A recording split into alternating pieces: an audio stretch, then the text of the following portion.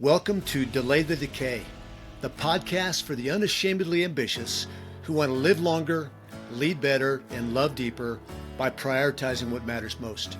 I'm your host, Dan Harty, coach, entrepreneur, and former pastor, here to help you build a life of intentional direction, not perfection, across 5 life domains: spiritual, relational, physical, mental, and financial.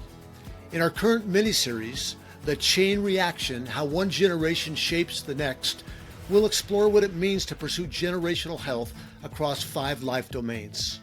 Because direction, not perfection, is what echoes across generations and becomes the story our children tell.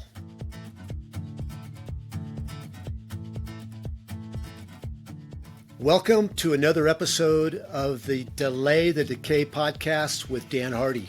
My first guest on our generational health miniseries is the world famous Natalie Dybzinski. She's been married to Jared for almost 20 years. She's a mom of 5 from high school down to pre-K, 4 by birth and 1 by adoption. She's a veteran registered nurse and board certified school nurse who consults with schools and child care centers and leads health services.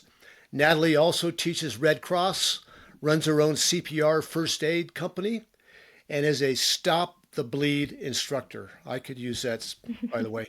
When she's not in the pickup line at school or crisscrossing Colorado for soccer, you'll find her walking her golden doodle while wearing a weighted vest. She enjoys reading, cooking, and going on dates in Old Town Fort Collins and swapping homes at the beach with her family. Welcome, Nat. Thank you. So glad that we're doing this. Me too. Yeah. As you know, I start each episode off with a very similar question. And here it is. We're all trying to take steps forward in a direction of health. And it's never going to be perfect, but long-term health in all 5 life domains start with just the little next steps. Mm-hmm. So my question for you is, what is one discipline or habit that you have been working on to help you continue moving in a healthy direction? Yeah. One thing I wanted to mention was every Sunday night, Jared and I, kind of in recent years, have started mapping out our weeks because we live a busy and full life, and it almost feels overkill. We kind of have a little business meeting of sorts, but part of what we do with that is actually put in our calendar when we're both getting our workouts in. Hmm. Because we found if we don't do that between pickups and drop-offs and all the things, it's hard to squeeze it in. So we have made sure to get that on our calendars.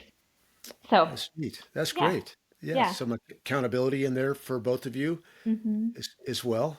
Yep. Yeah, I love that.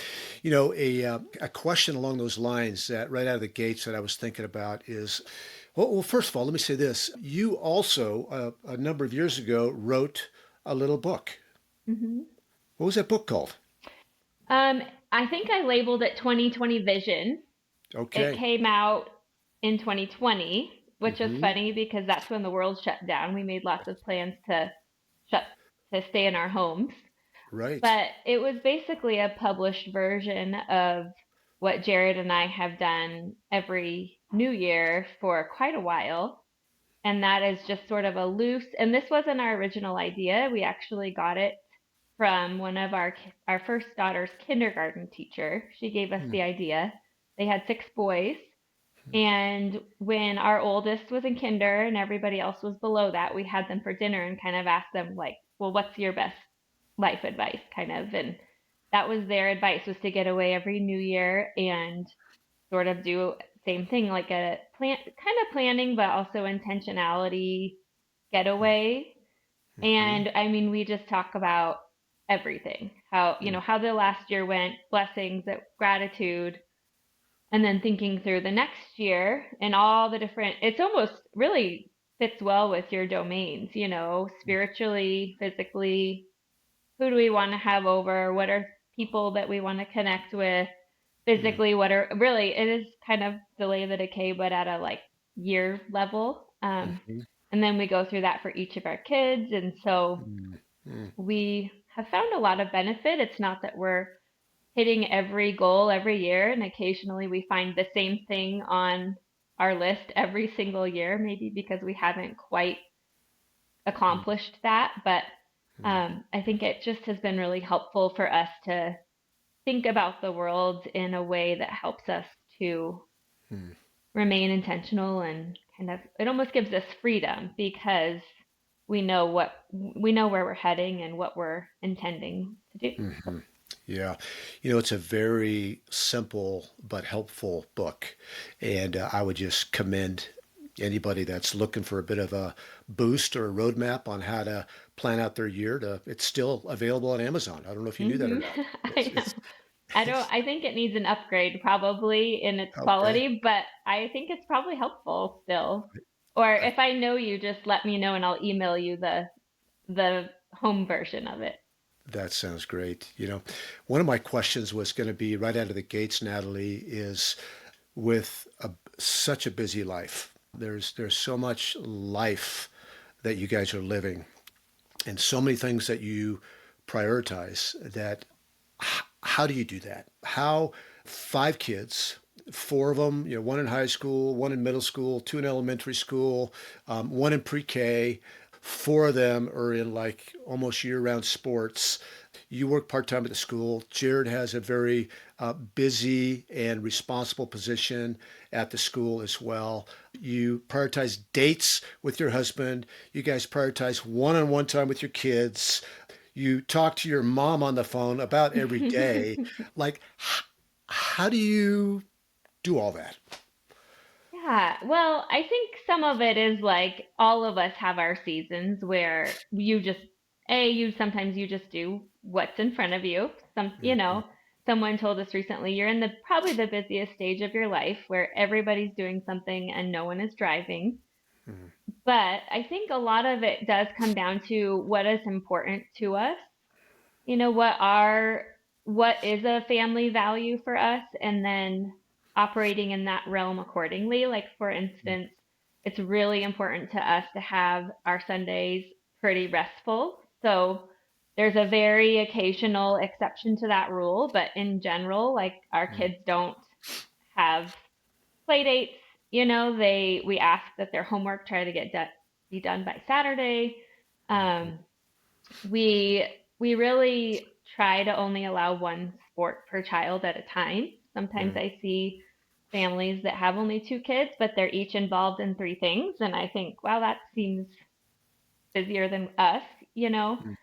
I think it's helpful that a lot of our worlds are pretty central. Like all of us are kind of in a similar school system, so we mhm, have things that work really well where you know, maybe Jared has a meeting after school. Well, my high schooler can just ride the bus down to the other school where I pick up the kids. So there's a lot of things functionally that I think work, but I mhm, just think sometimes we think through what's important to us and then we just say no to what we can't do or what's not important and say yes to what we can.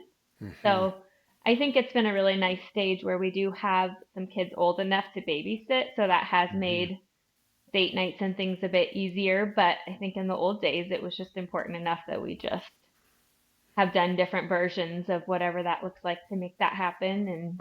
mhm. And then Jared and I, sometimes we've just said, you make do with what you can. So if we're traveling with one kid to a soccer game in a different town, and it's just that kid, we will always stop for a Starbucks or a lunch and just make sure that it's very clear like we're not just taking you to this game, we are also seizing the moment with this task we have for the day and making sure it kind of feels like an outing with this kid. So I think Yeah. just taking advantage of what's been put in front of us and trying to make the most of it. Yeah. Yeah. What I really appreciate about what I know about the way you guys run your life and your household is that you think through a prioritized life. Like you don't want to compromise those Sundays, right? You don't want to compromise you and Jared not spending time one on one together. You don't compromise not working out. Of Mhm. course, there's it's direction, not perfection, right? Like Hmm. there's just seasons where those don't happen the way that you'd like them to happen. And Hmm. it seems like a lot of it goes back to like even your annual planning and your Sunday night thinking through the week, that you don't just let life happen and unfold, even though it does at times, Hmm. but you try to think through what's ahead to have all the parts moving together as much as Yeah, possible. I think so. I think, well, you're a list maker. I think even every morning I wake up and I make my little list for the day. Like I just sometimes think it's easy to forget even, oh wait, what am I supposed to be doing versus oh, right, this is a really quick, easy way to make the most of these tasks or Mhm. so Yeah. yeah. I would ask you, if those of you listening don't know, I forgot something really important, that Natalie is my oldest child. She is my daughter, my beloved daughter. We live 7 minutes from them. Her husband, Jared's parents, live about 7 minutes in the other direction. How important or helpful has that been to just in coming alongside and raising your family, or whatever, however you want to describe that? How important has that been? Yes, and that's something I should have mentioned first is just our village is large and Hmm. you will take a kid to a Denver soccer game if we need help. And then I feel like that's a valuable, it's not just a help to us, but it's a valuable, voice in their lives. And yeah, I just think it's really nice to have extra people in your corner, not just functionally and helpfully, but also to just be a voice in their lives and praying for them. And I think, well, mom, I just kind of, she comes over and just cleans my kitchen for me on occasion, or I'll drop off a sweatshirt for her to mend. So I know that even just functionally is one huge tool in my toolbox. And I think she enjoys it. I think it's Hmm. sometimes nice to still get to be mothering a little bit. And I, as a mom, I feel value in being mothered a little bit. And so, yeah, Hmm. I think it's a huge asset. Yeah, there'll be every once in a while on our calendar, it will say, let Finn out. So Yep. on the days that you're working, mom will go over there and let Finn out. And then I'll go, well, it seemed like it took you a long time to let Finn out. She goes, well, I cleaned the toilet while I was over there. Or I, so she is so pleased to come Yep. alongside. And Well, Jared will come home and he'll be like, "Was Nance here?" Because there will be like a whole cabinet or reorganized, which I love. I'm like, you can't do that to anybody, but for me, I'm like, I'll give her a task list if she doesn't have an idea yet, because she will do it and she will do it in about 5 minutes when it yeah, would take the rest of the world a while. So, that's awesome. I'm gonna back into your upbringing. I'm gonna back into that. I actually thought I was gonna start there, but you and mom talk on the phone. mhm. It's not an overstatement to say probably once a day. Yes, On unless you're on it. out of town. Okay. And then I don't really have anybody to call while I'm driving around. What do you guys talk about? Not much, I don't think. Yeah. Like just I don't know, like little life updates or what we're making for dinner Mhm. or yeah, I don't know, just casual, not much. Yeah. Just You guys kind are of you're friends, aren't you? yep. I was talking to a friend yesterday that he was talking about his four kids, his four adult kids, and I was talking about my three adult kids and how we have relationships with our kids. We like our adult kids. We like to spend time with all three of you and your spouses and your Hmm. kids. Hmm. It's never a burden. And I don't want to take that for granted because I know other people in my stage of life that don't have a good relationship with their adult kids. Hmm. And I know that we gave you plenty of opportunities to not have a good relationship with us as adults. But I'm thankful. What, from your perspective, why do you feel like that is? Like, why? I mean, certainly there's proximity, but Hmm. you could still live next door to somebody and not have a relationship with them. Mm. What would you attribute it to? Yeah, I would say one of the biggest things is probably repair. Just Mm, anything, it's not like you guys were perfect parents. It wasn't like we were perfect kids, but owning that and repairing that when needed, I think is a huge base of just humility and forgiveness and recognizing imperfections, and is something that I have tried to do. Sorry, there's a fly just that keeps it's all landing right. on me. That I've really taken is like, it's nobody's perfect, but if you can own that and keep coming back to the desire for relationship Mm, and investing, being present enough to be there, and I think there's beauty too in, like, I always think, I hope God willing that my kids and I can reach a point in life where maybe they'll grow up and become a mom and they'll be like, oh, I see why she did that. You mm, don't understand what your parents do in certain stages, but then you mm, become a parent. And I think you often, if you have well intentioned parents who love you, which not everybody does, but I think a mm, large majority of people do, mm, I would hope, is that you come and you realize, well, they were probably trying to do the best they could with what they had and what they mm, knew at the time. mm. And I think, Yeah.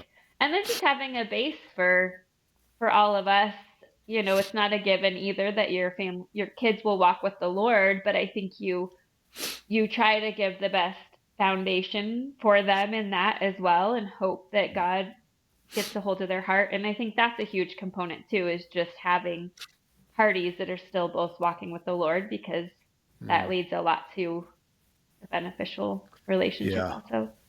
Yeah, I love that, Natalie. I just a couple of things that I pull away from that is one, that having the mindset that even though there was maybe some harm done, to know that people are trying their best. They may not have had the right equipment to do that. And then when there are mistakes, when there are hurts, to engage in the gospel, which is the center of that is reconciliation, right? It's Hmm. owning up to your mistakes the best you understand them, and then forgiving those mistakes, Hmm. and then maybe having space, right, to maybe even talk about wounds that are still there that need to be talked about, right? Um, Hmm. and it's not just burying things. I mean, Hmm. sometimes I guess you can bury things, but I feel like as a family, we've, by God's grace, have done a pretty good job of living in reconciliation. Hmm. Would you Yeah, and agree? yep, I do. And then I think also, just on top of that, having the space to build positive memories as a family. I think we Hmm. have a lot of, whether it was vacations or just fun movie nights, Hmm. or even things like just mom always being there helping us with things, and you being at our soccer games, just like, knowing that there's someone there for you and in your corner. And I think, Hmm. there's research on that, of how important it is to have those Hmm. adult people in your corner. And so then to have those as your parents is I think that has to go a long way too. Yeah. How important would you say? Mom and I have been married 45 years. And mom doesn't mind me saying this. I say it a lot. It's like it's been a very imperfect marriage, but also a lot of joy. And we're like polar opposites. Yet Hmm. when we're walking in the spirit, we really complement each other so well. When Hmm. we're walking in the flesh, we can butt heads. But how did mom and I, living a reconciled relationship, walking, figuring things out, finding common ground, trying to hear each other. How did that impact you all? Like you heard us Yeah. fight, you heard us reconcile, you saw us love one another, Yeah. all of that. Yeah, well, I was talking with Jared about some of this last night, and he said, first off, just having two sets of parents who stayed married Hmm. at kind of all costs really probably could have potentially saved our early marriage. For us, Hmm. even just mentally, to be like, people stick it out. There are Hmm. people, and I know there's always exceptions to rules and that kind of thing, but for us, just having seen parents who we know have had ups and had downs, and that marital commitment and vow, and seeing both of our parents like live that out, has Mm, just been, I think that's such a game changer. But two, yeah, I think sometimes there's highs and there's lows, but just to see, you guys just, I think it's a good analogy. You just keep swinging the bat. So, sometimes it's a home run, sometimes it's, but I think that's just relationships in general, and seeing you guys prioritize date nights or vacations with each other. And even now, I think it's actually been a really fun season to look forward to, and seeing you guys. You seem like you're in a really great zone together, mhm. Yes. post kids, post retirement. And, our kids are always like, when I'm Grammy and Papa's age, I'm going to go to the beach like them. Not saying that's all you guys do, but sometimes that's their perspective. Like, wow, they're living the good life, and I think that's great. So, Yeah. Well, that's neat. Well, let's maybe talk about the five life domains a little bit, and sure. we've been circling around them, but when we think about the spiritual domain, relational, physical, mental, and financial, let's talk about spiritual first. What was taught to you growing up in that spiritual domain, and maybe what wasn't like implicitly taught, but you caught? And then feel free to like to talk about how that momentum has carried into your adult life and the way you're raising your kids, and maybe how it differs a little bit from the way you were raised. Sure. Yeah. Well, I think this is probably caught and taught, but just church was a priority. Mm, That was a habit built early on for us that still is a value. Same with just some form of like family time together, some type of devotional prayer time. We were laughing because I feel like there was a lot of years where it was just me and you and everybody else was asleep. exactly. Yeah. Which in my household looks similar, but it's like so loud sometimes at my house where I'm like, you guys you're so loud. So it's just like similar challenges of like, are you hearing any of this? Yeah. But, and then, yeah, your and mom's like, I think this is maybe more caught of just your own personal Mm, prayer time, Bible reading, also just relationships. I remember both of you having people that you could talk to or pray with, mm, and just community in general. I think we had a lot of people, small groups mm, related to church that I think Jared and I both have taken away. I think our families were similar in that way. I just think that that's mm, a pretty easy, natural value for us of just connecting with people, having people in our home, mhm. um, Yeah. doing service of some kind, in the church and that kind of thing. That's also something that's been kind of taught and caught, I think. Hmm. Back to the devotion just for a moment. What would you and Jared tell another couple that's in your stage that really has a conviction of wanting to do some type of regular devotional with the family, but Hmm. like nobody's paying attention, Hmm. everybody's asleep, Hmm. whatever. What would you tell them? Well, I would say for one, like God takes our morsels. He Mm, takes, faith. I always just think like you need faith of a mustard seed to move a mountain. Like sometimes in life, sometimes all you can do is what you can. I think for us, it's looked different in different seasons. Like again, we have a toddler and we have a high schooler, but I think even for the toddler, we'll give her something to color just to keep her mhm, in one spot. Or mm, we've done different things. Sometimes we've just memorized the psalm and we get through one verse, and that, and we all. So I think I guess that would be one of my things is it's just you do what you can. It looks different in different seasons. Doesn't have to look a certain way. Um, yeah, that's yeah. good. That's good. And I'd add one thing, just because what I remember is that, like, I don't sing, I don't play an instrument. I love music, though.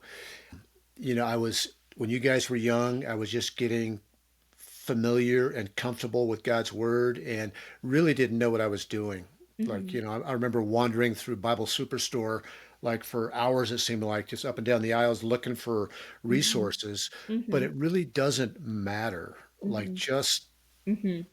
just get together and do what the Lord's put on your heart. And Hmm. even in its imperfections, it's going to take some root, as you said, right? Yep. Yep. Yeah. Exactly.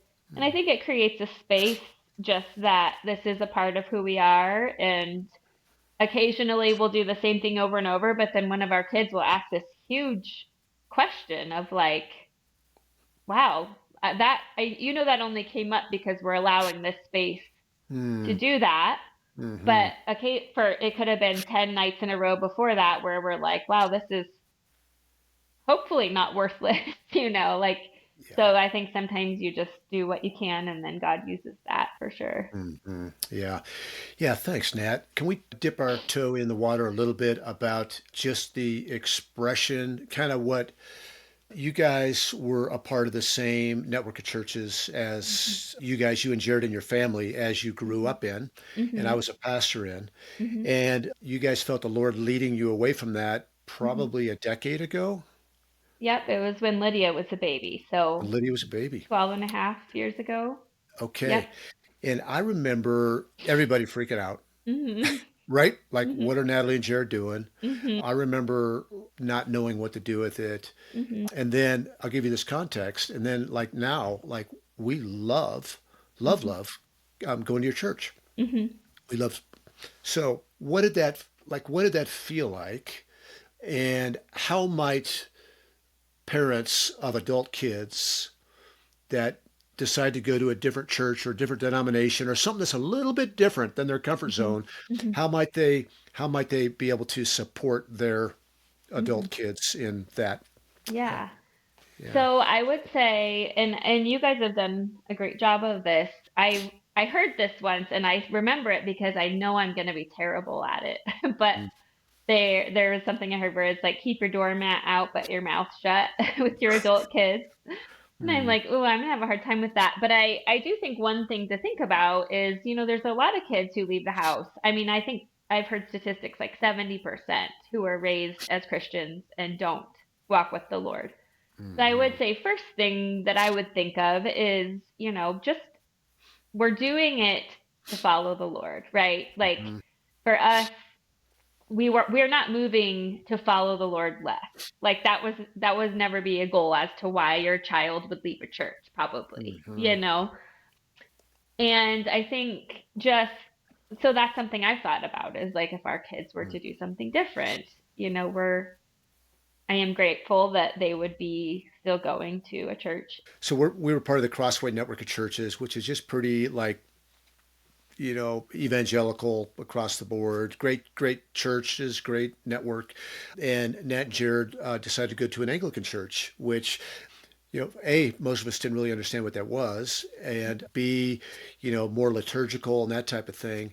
And it was just really easy I feel like a lot of people, Hmm. maybe me initially, but I do feel like Mom and I did a pretty good job with that over the Hmm. long haul. Hmm. We're just overly judgmental. Like our current church context or our network of churches is like if you leave it, like you're somehow sinning. Like Hmm. I feel like that's what my guess you guys felt like. And I want to see parents and the church do Hmm. better Hmm. in celebrating that our church isn't the best for everybody. Sure. Well, So and Jared and I were unique in that we were like sort of born and leaders. raised royalty. Yep, youth group leaders. Our parents are still there. You're a pastor.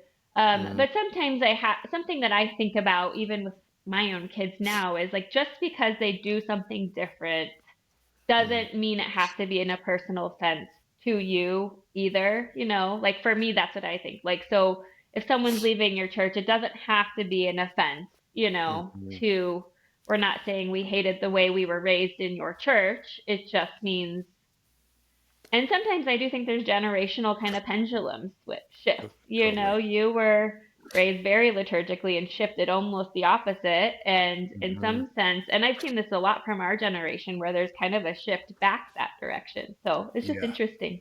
Yeah. And I thank the Lord for the Anglican church that you guys are part of because like the pendulum did swing for me and it often does, right? Like we experience something and when we experience something that we think is better, so we like throw the baby out with the bathwater. And Mhm. I'm like, I've been drawn back into more of a love for higher church and Mhm. more liturgy, and as a result of your church, and then I'd also say Joey's church as well has some of that. Let's talk about the relational domain. What are your thoughts on that? As far as I'm not even sure what the question is to ask. I'm just going to let you talk about the relational domain, Natalie. Yeah. So I think we've talked a little bit about it already, kind of Okay. the parent-child relationship, the marriage.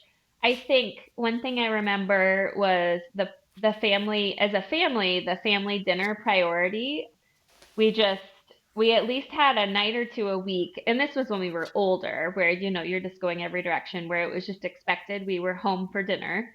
And Hmm. that was, I think, a value to where we could just reconvene as a family and have that time together. And then I think there's just I the priorities of having time with the people around us was there too. I think you guys also made space for getting together with people that were important to you. And I think right now we're in a stage where there's not a lot of bandwidth for people outside of the natural people we're coming up across in Hmm. our lives. But I have found that I still try, I have a couple girlfriends that I really will. Sometimes it takes us literally putting it on our calendars 2 months in advance, but just that intentionality of like, you're important to me. I want to see you. It's really refreshing for both of us. Let's just make it happen and put it down now, Hmm. So, Yeah. We had several people live with us over the years, and our mindset was is that there's going to be a period of time where we're not going to be the loudest voice in our kids' life. So hmm we wanted to surround them with other adults that we trust. hmm That of course we wanted you guys to come to us first, but we hmm also wanted to have a backstop. And so we had a couple ladies live with us that were really hmm had an influence on you. Talk about the good, the bad, and the ugly about having people live with you. Yeah, I think I don't remember really much ugly. I could see myself now as an adult being like, I'm an introvert probably at heart and thinking, wow, there's someone else in my space, but I didn't ever feel that with them. I think there was just a benefit, yeah, to having an extra adult Mm-hmm. around. With those ladies? Do you feel like you had a relationship or almost like a big sister or kind of a in-house mentor where you could talk about things with them that maybe you weren't even ready to talk about with mom yet? Yep, for sure. Yeah. Do you feel like that's healthy? Is I that a do. Yep, yeah? I definitely do. I think I can already sense that, especially in our oldest daughter, of just it does reach a point where they really do need more. When they're little, they think they do need less on that front. Mhm. I think they get a lot from their parents, but the older they get, they start needing that more and more, and then you just hope they're getting it from the right places. And so helping Mhm. put them in spaces for them to find those voices is a big helpful thing for sure. Very good.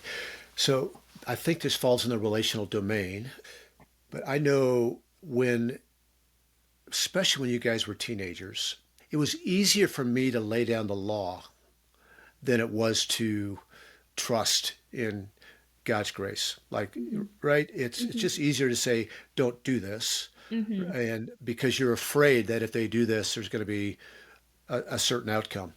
Sure. And I felt like I did that to you in your, maybe your teenage years. And even as you and Jared were starting to like each other and date, or, with the hmm fundamental church, we called it courting.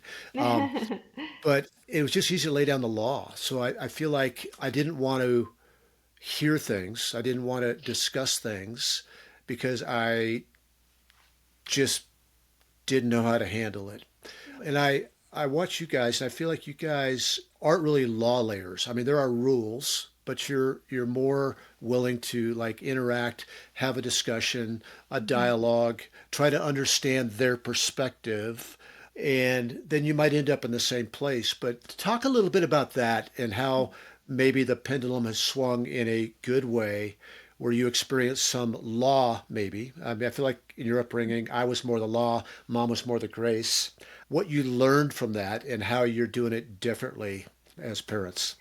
Well, first of all, I would say, like, if Genevieve was wanting to long distance date someone in college, we would probably also lay down the law because that was our Jared and I's story being 3 years older, But, and there are times where we will just, like, we had to have a discussion last night with one of our kids where we just said, like, we're not doing that. Like, I know that might not be what you like, and I know it's not, maybe some kids' parents don't do that. And we talk about that a lot. Some people feel more comfortable with certain things than others. And so we do have to do that. But I do think there is some benefit to, at least hearing where, like, sometimes I actually think she wants us to say, okay, at 12, you can do this. At 13, you can do this, and Mm-hmm. I'm like, it's just not realistic with everything because every kid is different. Every situation is different. Every boy is different, Mm-hmm. and we're not trying to be fickle. We're just really trying to approach with like discernment and God's leading what he has, in a particular situation. And also we're real that we're like, I've we've had them say before, well, when I'm a parent, I'm gonna blank. And I'm like, you are welcome to. Like, I am quite certain you will do some different parenting than we did. That's okay. I hope you do better, Mm-hmm. We're trying our best. If you can do better, I really hope you do. Yeah. Anything else you want to say, Natalie, about the relationship, particularly the child-parent relationship that you experienced growing up and how maybe you've built off that foundation, yet you're doing some things differently? Is there anything that there? Well, the one thing Jared brought up relationally is he's like, you guys were vacation takers. Mm, And probably part of that too is like, we really didn't have out of state family. So anytime we traveled, we just got to go have family time. And mm, that's for sure a value that I think I've taken into our time. And I think that has just been such an asset to us. Like, I think when we ask our kids, like, some of their best memories, we have gotten into home swapping where we just get this value of getting to go to the beach for a couple weeks every summer together. And I think that time and rhythm for us has just been kind of unmatched for our family. And I think mm, some of that takeaway is from that. And then I guess I'd say the only other difference, I mean, that's a similarity, but I think just thinking about how Jared and our personalities are different than yours and mom's. We have different strengths and weaknesses. So sometimes the conversations he can have are different than the ones you would have. Like, it's just mm, different dynamics only because our kids are different. Jared and I are different. And so I think sometimes the differences are just by nature of we're mm, different people. mhm. Yeah, speaking of the vacations, and I'm gonna do a little bit of a skip down to financial domain a little bit because Hmm. your husband's a teacher Hmm. and you're a part-time nurse. You've got a couple of side businesses. Hmm. You got 5 kids. Hmm. They're expensive. Hmm. You live in northern Colorado, which Hmm. is expensive. Hmm. You go on vacations and date nights in Old Town Fort Collins, which are Hmm. expensive. Hmm. You seem to find a way. Like, how do you even find the resources to Hmm. be able to have kids in sports, which are expensive, Hmm. and go on vacations and do all of that? Like, Hmm. where do the resources come from? Yeah.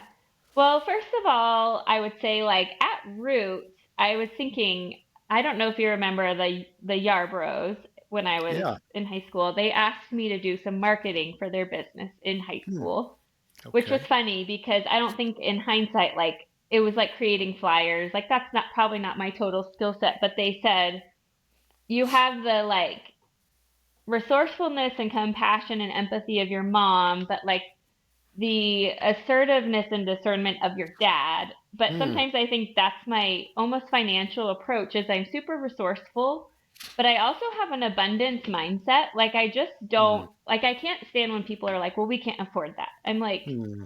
"You could. You might be able to." Like, people maybe with way more money, or and so I think some of it for me, there's planning, Hmm. ever since I was a kid, like your background is financial planning, like I have taken every penny I've ever owned and saved it and had some spending money and tied like that's and Jared too, for whatever reason, our financial approach has just been similar. Like our for whatever reason, some people fight about money. That is not our deal. Like we are really similar in that. But Hmm. I think, and I will also say we've lived with much less money, and I've always just felt like the world is my oyster. Like we can find things to do, but Hmm. I do think with I mean, some of it's just straight up budgeting. Or for instance, we've had someone come clean our house once a month for probably 8 years. And I Hmm. wouldn't say we're like rolling in money, but for me, there's a lot of cost benefit analysis. Like I would cook at home 40 times over detail cleaning my house, you know? And so sometimes Yeah. I think maybe we don't eat out all that much and you can save so much money cooking at home. Well, I don't mind that, you know. So I think looking at your strengths and weaknesses, your assets, but for the travel thing, yeah, that was our I was like we went to Kauai last summer. You guys came with us for part of that, and that's not a cheap place, How but long were you there? 3 weeks? 4 weeks? 2 weeks. 2 weeks. Yep. So tell us how you afforded that. Like, how Yeah. did you make that So happen? Seven of so you 7. Yep, we in flew Kauai. 7 of us to Hawaii. So I think 3 of our 4 tickets we bought we do like credit, we have no credit card debt, but we have systems of opening them and saving points. And, there's people who take this next level, but we've learned a little bit. And so I think 4 of our tickets were free. Mhm. And we did a house swap. So all of our lodging was free. And Lodging, we, a house overlooking yeah, the gorgeous. gorgeous jungle of Kauai. Yep. Yeah. And then even eating out, we tend to definitely like splurge on vacation more. But in Kauai, you go to Burger King and make, for $20 for one burger meal. It's crazy. So that particular vacation, I do find that we just did there was a Costco there and we loaded Mhm. up on easy Costco food. And, so I always think when there's a will, there's a way. And, and like I said, I feel like our needs are met and then some, and we're saving for college. So I think sometimes, again, it's just a matter of, and I'm not saying this like there are certainly like true financial struggles. Like we're blessed to Mhm. have a low mortgage. We got in at a good time. So there's always variables and that kind of thing. But I think in general, there's a lot like budgeting goes a long way, thinking through your priorities. And then I do think I kind of got that like, I don't know if that's a Hardy bent or not. I sometimes feel like that Mhm. creative idea, like, how can we make this Mhm. happen? I think I Mhm. have that in me where I just feel like, well, we'll figure that out. You want these shoes? Well, we'll price match them at Dick's and get you some, or there's always Yeah. things out there. So Yeah. You're super resourceful, Natalie. You always have been. And then, did you learn some? I think you said this, but some budgeting from us when you were growing up. Were you at an age where we were talking about, you know, giving to the church, saving for the long term, and yep, then having money to be able to go on vacation and stuff like that? yep, Is that? yeah. Even my birthday money, I feel like I would just split up every penny. I think it was interesting because, and I'm curious, like what the boy, I think Joey experienced a little bit different version of Hmm. money than I did. But I think what I found is I was you guys had a lot of money at the time, and I almost was like bucking that a little bit, would you say? Like, kind of, um, I think even Jared said, he's like, you guys had a lot of money, but you didn't live like, I think you were generous and just practical. Like, Hmm. I don't think we were always getting the brand new, like not in a bad way. Yeah. We were just practical Hmm. and did fun things, but we weren't like, I don't think we Yeah. lived like we were really rich, if that makes sense. Yeah, it does. Poor Jared. Like right when he comes on the scene, we give up our Rocky season tickets, we give up our Colorado Eagles season tickets, but Country listen, club membership. country club membership, all of that. Yeah. Well, good deal. Let's bounce back up to physical. We talked a little bit about it. You and Jared every Sunday, tell one another when you're going to be working out. Talk to me a little bit about what was caught and taught in that physical domain, and it's not just exercise. It's maybe the way you eat. It's also the way you rest. And we've talked already about a little bit about the way you've Mhm. rested. But yeah, what was taught and caught about this physical domain? Yeah, well, I think one thing that was caught was just, I remember seeing you guys, you especially like squeeze in your workouts where you could, like in a Mm, busy season. I remember you going, and that was the phase where you did a lot more running. You would go early to my soccer practice and run while you waited, mm, maybe even meet up with a friend to run, and they're hitting more than one domain. Or you and I did a lot of Saturday morning runs, so probably mhm, you're you're getting in your exercise and connecting with the kid. mm, And I find that is always a real benefit. I think we were mm, soccer players, and so just kind of operating in that realm, giving it our best. And you always mm, said hard work beats talent when talent doesn't work hard. And mm, so always trying to approach it a lot from a perspective of just being the best athletes we could be. I mm, think eating in those days was different. There's the casseroles of the 90s, and I think you guys, probably Joey, ate differently than we did too, but not in a bad way. I think the benefit is like we just had a lot of home cooked meals, lots of fresh mm, food, not a lot of fast mm, food. And then just a lot of active things built into life, whether it's bike rides or mhm, juggling a soccer ball on vacation. And so it's mm, weird. It's kind of a crazy thing, but to me, for so long, I mean, I don't even know how my whole life, I'm to the point where it's like I'm not gonna move. Like yeah. it's so I would be a different person probably. When some people are like, "Oh, I don't want to go to the gym." I'm like, "You don't?" Like that is and some of it's like I've got a sauna at my gym. I can put Yeah. the toddler in the child's care. There's free Sure. coffee.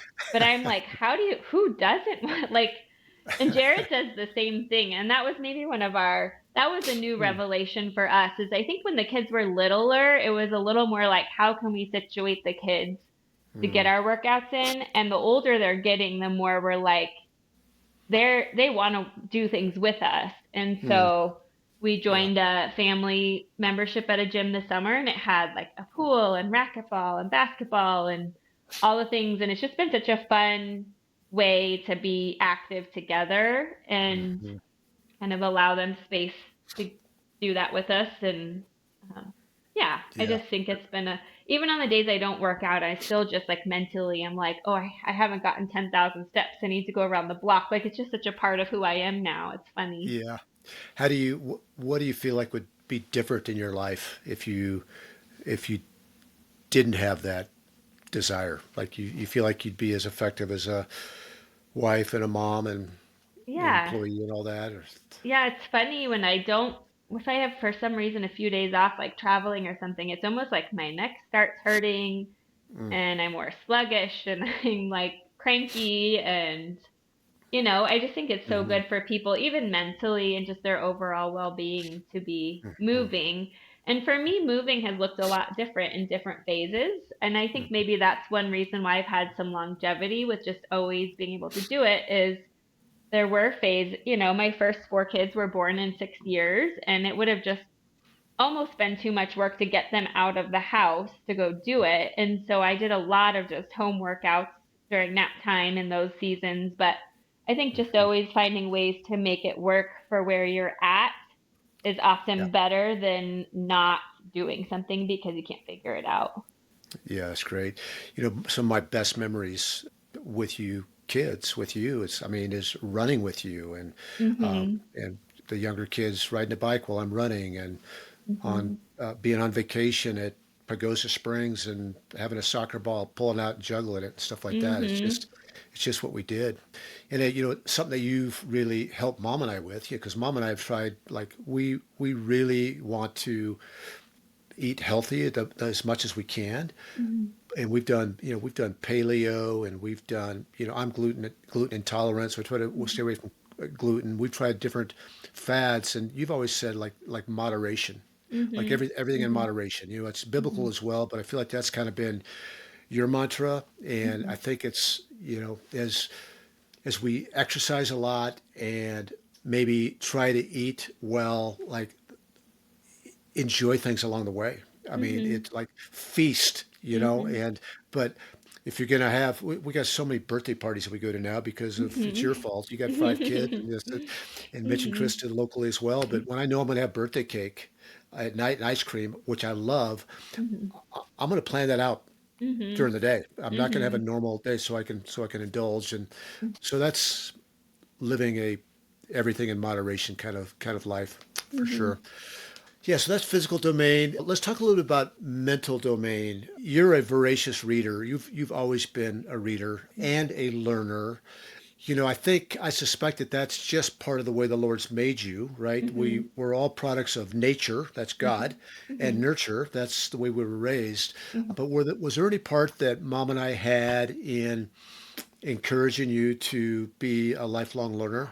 Mhm. Well, I think for one, we often I remember you guys saying like at the pool on vacation, bring your book. I think Mm, just exposure to keeping books around, and even as a small child, I think I've seen little kids and I'm like, there's kids who don't like to look at books. It's kind of interesting. And I think some of that is just being exposed to having books around, and mom mm, read a lot of books to us out loud. mm, I think you did encourage our gifts. Like you said, you weren't musical, but I did a lot of piano lessons and that kind of thing. I remember you listening to a lot of talk radio. So just kind of seeing, sometimes I think as parents, or at least for me, it's easy to forget that we're not just parents. We can have other interests, other things to learn about, think about. Even for me, I like love going to medical conferences. I mean, I have mm, to on occasion to keep up my license, but just to kind of keep that side of things fresh has been enjoyable for me.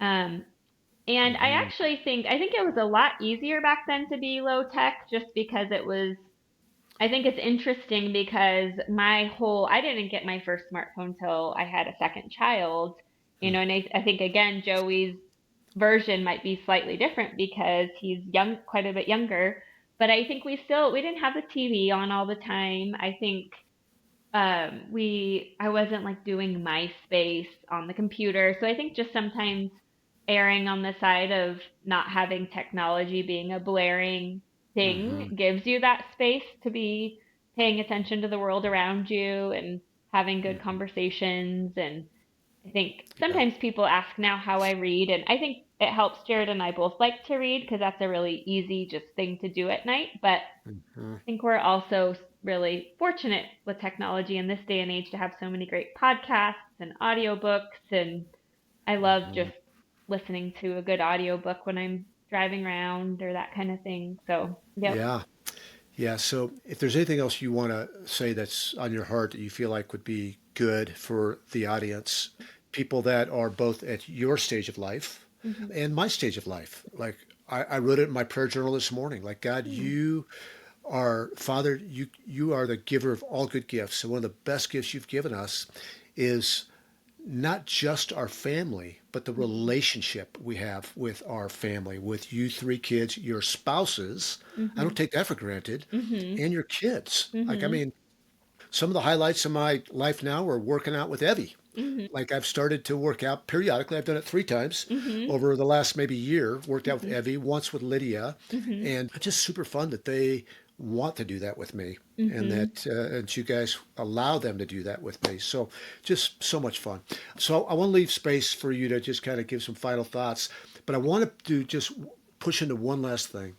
There are studies that show that a stable Hmm. upbringing, one where there's love and Hmm. commitment Hmm. and reconciliation, certainly imperfections in there, Hmm. but there's a striving towards relationship and wanting to be better, that the outcomes Hmm. for the children that grow up and their relationship with their parents, it's going to have a better outcome. Hmm.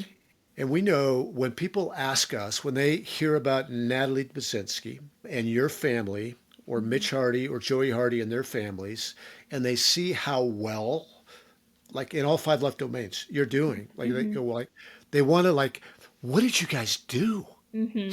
My answer is always God's grace. Like we used our gifts to do the best we could, and so Mhm. little Zazie, who was born into a couple generations Mhm. or more Mhm. of dysfunction. Mhm. And she was on a track outside of God's grace Mhm. to maybe repeat the same mistakes that her biological mom was a part of. And you guys didn't set out to adopt her. Mhm.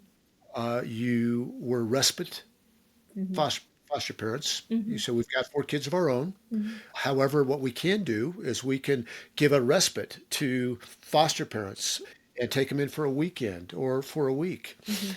And you took Zazie in when she was 3 months, Mhm.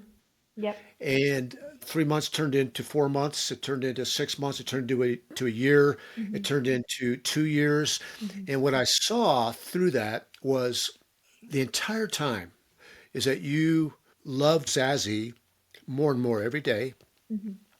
and you were Mhm. for her biological mom to get her act together. Mhm. Like there was never this type of thing, even after a year, like Mhm. she's ours, Mhm. even though you've loved her like she was yours, Mhm. and you knew that it would be best, it'd be most Mhm. God honoring Mhm. if her mom were to like get her act together Mhm. and be able to raise Zazie in a way that would give her the best opportunity to flourish Mhm. in her later years. Mhm. So, you guys, after having her in your house almost 3 years, Mhm. Yep. adopted her a year ago, Mhm. Yep. September, Yeah, end of August. end of August, Yep. and you adopted her. She is a part of your family. She's part of Mhm. our family. Mhm.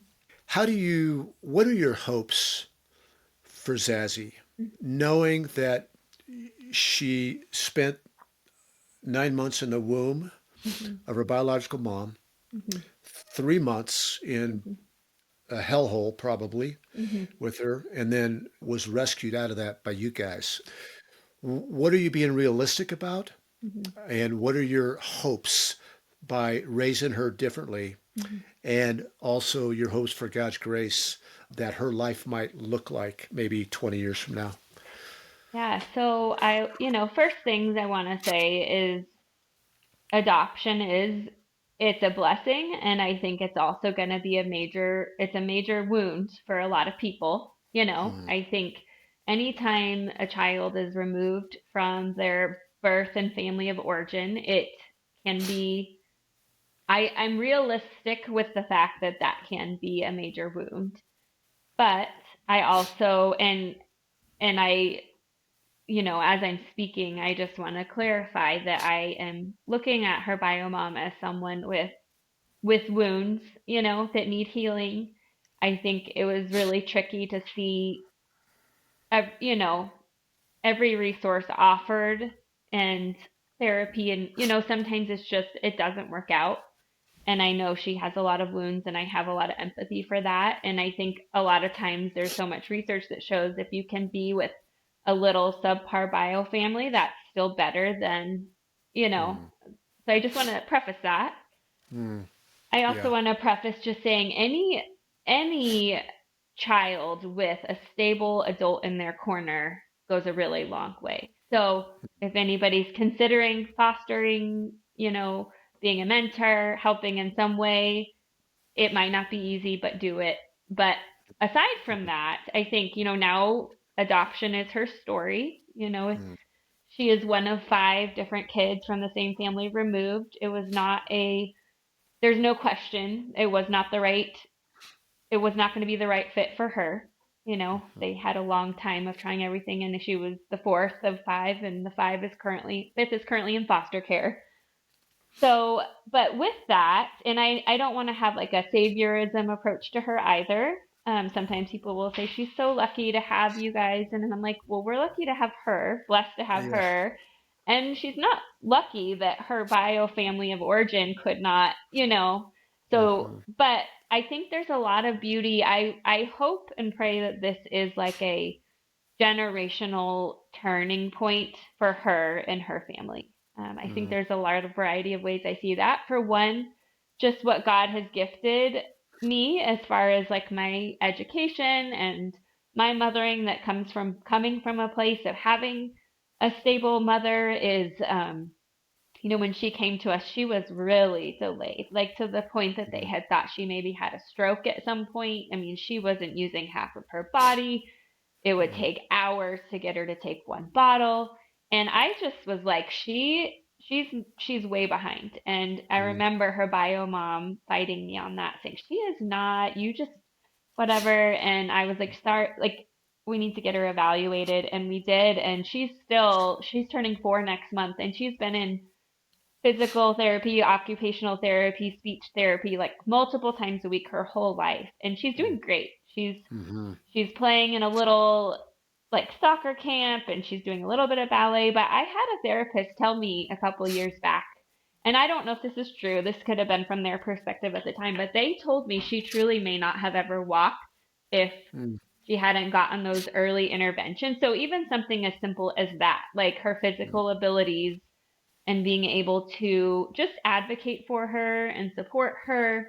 And in that way, I think just having a wide village of people who love her. I think there was a lot of isolation with her family of origin. I think just the beauty of her, like, Lord willing, attending this, you know, classical school that our kids go to that's just so rich in education and books. And I Hmm. think I look at her think and I just get excited that she gets to access an education like that. I think Hmm. things like going to Hawaii, just better Hmm. health and mental support, you know, married parents, just all Hmm. the things. It's like I don't want to ever negate this, but I do hope that since this turned out to be what her story is, like I do hope that this could be yeah, just a generational turning point for them. And we have been able to maintain a relation. We actually had her full brother for a year as well. Hmm. And they ended up finding a family member who just was able to take him, but not her. But we actually went to legal mediation and just said, because they kind of wanted to be out of sight, out of mind with the old foster family, and we're like, you can't because they're siblings and they have Hmm. a legal obligation to each other and they need to see each other. So what we worked out was that he's able to come for a weekend a month and to see her and just spend time with us. And I think Yeah. it's been really neat to support him, just little things, right? Teach him to ride a bike Hmm. or take him to the zoo or just nothing crazy, but it's things that, his elderly great grandmother just isn't able to do with him. And Hmm. it's been neat too to see now how she's warmed up to Jared, who goes all the way up to the mountains to get him on one day and bring him back the next. And this grandmother now has a project waiting for Jared, like pretty much every time. Oh Yeah, gosh. he hung curtains for her last Sunday when he went to Wow. drop him off. And so Hmm. it's crazy. I think when we got into foster care, it was a very, very small yes. Like we didn't know what we were getting ourselves into, but we both had clear voices like we knew God wanted us to say yes to this particular situation. It was kind of uncanny. Hmm. And Yeah. now we have this relationship with this. It's just, I always say you never know where your small yes is going to take you. Boy, yes, yeah. Be careful what you say yes to, because it's gonna busy up your life and it's gonna add a lot more blessing. Um, Hmm. you guys have taken the concept of open adoption and should really write a book on it, because it's beyond open adoption, Hmm. where you're including Ezra and serving their grandmother and still seeing Zazzy's bio mom from time to time and Hmm. all of that. So well done. It's really been good for our heart to watch you guys love on her. Well, thank you Um, for loving on them too. of course.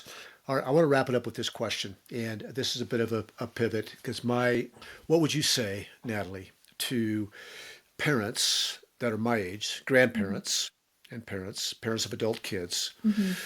who don't have a relationship with their kids? Mhm. The kids maybe have been wounded.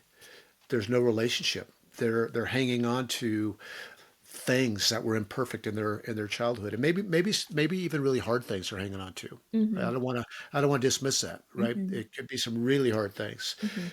but what would you encourage my generation and your generation Mhm. in order to take steps towards relationship?